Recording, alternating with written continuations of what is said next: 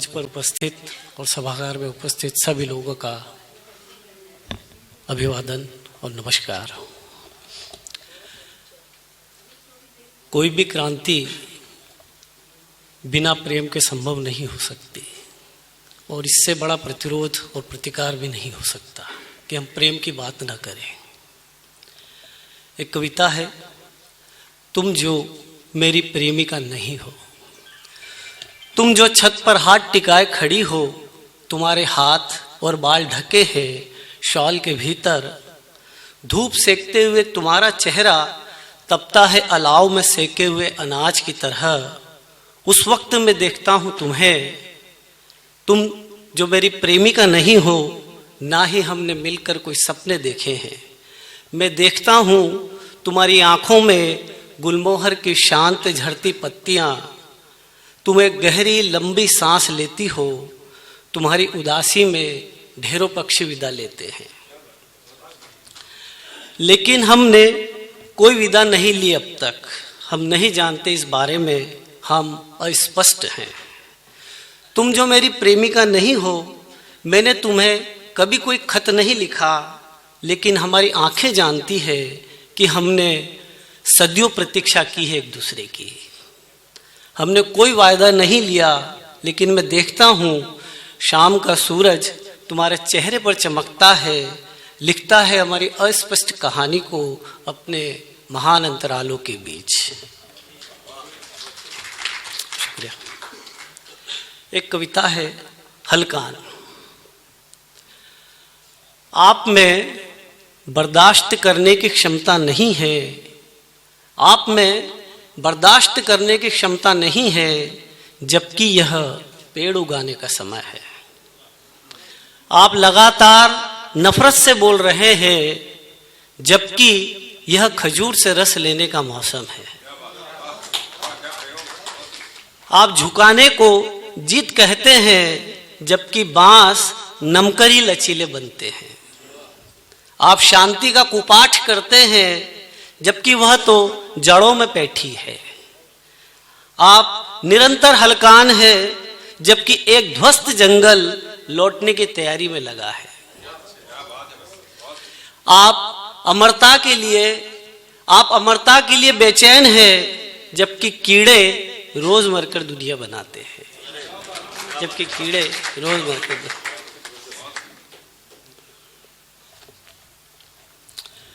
एक कविता है, सवाल यह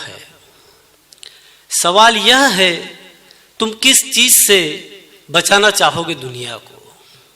हथियार से, बाजार से या प्यार से? सवाल यह है कि तुम किस चीज से बचाना चाहोगे दुनिया को?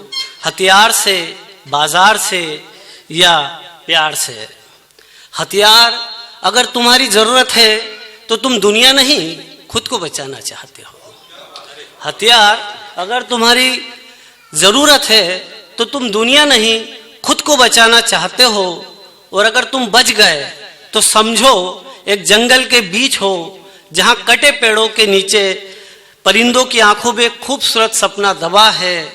तुम चाहते हो उसे घर ले आया जाए, लेकिन जैसे ही छूते हो तुम, वो टूट जाता है। तुम अगर बाजार को चुनते हो तो निश्चित ही जहां तुम दाव फेंकोगे, तुम्हें अपने खरीदे अनेक प्रतिरूप दिखाई देंगे। यह दुनिया कमोडिटी की तरह होगी, जहां तुम तय करोगे भाव और उसके उतार चढ़ाव। तुम्हारी जीत ही जीत होगी, लेकिन जैसे ही तुम सोचोगे अपनी हार के बारे में, मारे जाओगे। तुम अगर प्रेम के साथ हो तो कहना मुश्किल है, तुम उदास नहीं होगे, बल्कि हर अवसर पर घेरा जाएगा तुम्हें। कई दीवारों के भीतर चुने जाते हुए जब तुम मुस्कुराते मिलोगे बरसों बाद भी, लोग निराश नहीं होंगे। जैसे ही तुम बिखर जाओगे दुनिया के हर दुख में, जैसे ही तुम बिखर जाओगे दुनिया के हर दुख में। एक कविता है, क्या होगी वक्त की सही आवाज? कैसी होंगी सदी की वे पंक्तियां जो बिना शोर और हड़बड़ी के लिखी जाएंगी? कैसी होंगी सदी की वे पंक्तियां जो बिना शोर और हड़बड़ी के लिखी जाएंगी, वह झूठ के बारे में होंगी या किसी बड़े हादसे के। क्या उसमें बच्चे होंगे और वे पेड़ जिन्हें अभी तक जलाया नहीं गया। औरतें तो अमूमन वही होंगी, लेकिन वे पंचायतें जिनमें गोत्र, जाति, धर्म के रस्म अदायगी टूटी ही नहीं। वे कितनी औरतों के मालिक होंगे, कितनों के भक्षक। क्या वह दलितों के उन मसीहाओं के लिए होंगी जिन्होंने खुद अपनी मूर्ति गढ़ी और गाथा रची, या वे जो उनके यहाँ भोजन करके निकल जाते हैं किसी अगली सभा की ओर। क्या होगी इस वक्त की सही आवाज जो हमारे चुप रहने से ज्यादा जरूरी होगी। क्या वह फतवो फरमानों के बारे में लिखी जाएगी? क्या वह फतवो फरमानों के बारे में लिखी जाएंगी, या होगी उन पत्थरों के लिए जो पूजे, तोड़े और फेंके जाते हैं? क्या होगा इस दुनिया में सदी का सच? हम पेड़ों, गुफाओं और अपनी असभ्य खोल के भीतर जीवित रहेंगे। आखिर हमारे पास तय करने के लिए कुछ नहीं होगा सिवाय जख्मों और निराशा के। हमारे पास तय करने के लिए कुछ नहीं होगा सिवाय जख्म और निराशा के।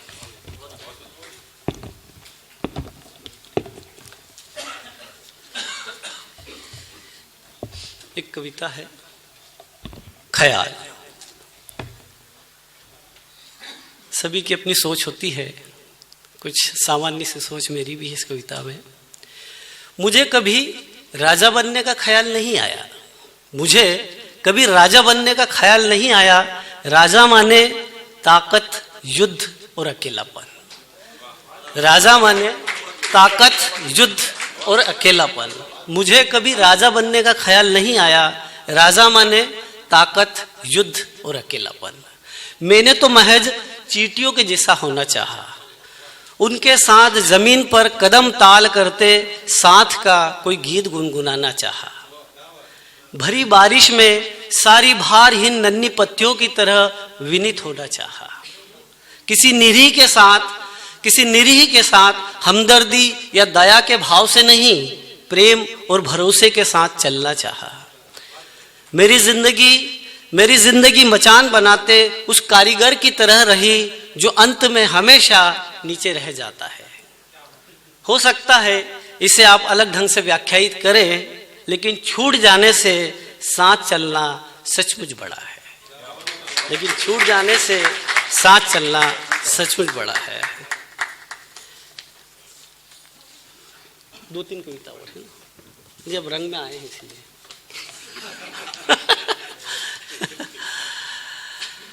छोटी छोटी 5-7 2-4 कविता। तर्क करके कविता है। संत कहता है प्रभु की उपासना करो, और वह खुद जीवन से अलग हो जाता है। दार्शनिक कहता है जीवन एक रस्सी की तरह है, उसमें गांठें बांधो, और वह ढेरों रस्सियां बुनने लगता है।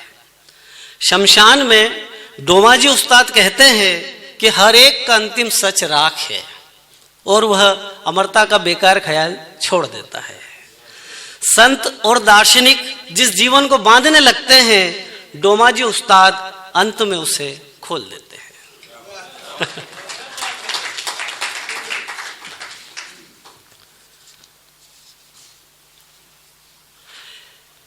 एक कविता है, शीर्षक हम। उन्हें ह से सिर्फ हिंदू पढ़ाया गया, और म से सिर्फ मुसलमान। म से वे मदरसे को भी अच्छी तरह पहचानते थे और मस्जिद को भी। ह से हदबंदी और हुकूमत को भी। हथकरघा और हंसना उनसे छूट गया, जैसे हमराह और हथेली। वे म से मतलब भी समझते थे और प्रतिक्रिया स्वरूप मारना भी। वह म से मैं नहीं जानते थे, मनुष्यता या महिला नहीं। जैसे कोई आपकी किताब से मुक्ति और मंजिल निकाल दे, मक्का और मकरंद को भी। उनके पास घृणा का सबसे महीन शब्द है, जबकि उन्हें मकोए और मांड के बारे में जानना चाहिए। छोटे बीज जैसे छोटे फल भी कितने मीठे होते हैं, और चावल पकने के बाद बचा हुआ पानी भी विटामिन से भरपूर। म से जानने के लिए मल्लाह और मल्हार भी थे, मधु और महबूब भी। उन्हें लैंप पोस्ट की रोशनी में बैठकर दुनिया के सबसे ताकतवर शब्दों के बारे में जानना चाहिए था। ह से हल और म से ममता, या दोनों को मिला दो तो हम, या दोनों को मिला दो। एक कविता का छोटा मोह इसलिए है कि फलस्तीन का युद्ध हम सबके बीच में, बस ये अंतिम कविता है रही। अच्छा जी, फलस्तीन एक ताजे घाव का नाम है। स्कूल छूटने के बाद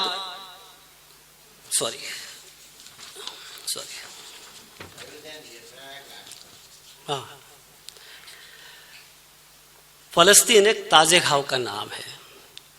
इन मासूम बच्चों से कैसे कह दूं कि तुम्हारे स्कूल की इमारत अब खोजने से भी नहीं मिलती। उनसे कैसे कहूं कि उसे एक बड़े शिकारी कुत्ते ने चबा डाला है। कोई दोस्त बचा है या नहीं उन्हें चाहकर भी नहीं बता सकता। उनसे कैसे कहूं कि कुछ रात को सोने के बाद जाग ही नहीं पाए। कुछ सुबह को तैयार हुए ही थे कि टिफिन बॉक्स लेने के एन पहले मारे गए। जैसे आज तक मरी तितली के पंख जंगल के किसी कोने में नहीं मिल सके, मैं तुम्हें कुछ भी नहीं बता सकता उनके बारे में। जिस टेबल पर कॉपी किताब रखकर तुमने भविष्य की सीढ़ी बनाई थी, उसे तोड़ दिया गया है। स्कूल छूटने पर थकान के बावजूद जिस मुस्कुराहट के साथ घरों की ओर लौटते, उन सभी रास्तों पर धूल का गुबार उठ रहा है। अब वहां जाने का मार्ग भी दुनिया से विच्छेद है। हालांकि लिखना तो यह चाहता था कि पिछले बरस तुम्हारे एक साथी ने फुटबॉल की बड़ी स्पर्धा में भाग लिया था। एक ने घोड़ों को अरब की महान संस्कृति बताया था, एक के पास रग्बी का अच्छा खासा हुनर था, एक आजादी को कविता कहता था, एक उम्मीदों वाली बीमारी से ग्रस्त था। बहुत कुछ था तुम्हें बताने को, लेकिन बताने से पहले हत्यारे ने कलम तोड़ दी। इसी का अंतिम छोटा सा टुकड़ा है।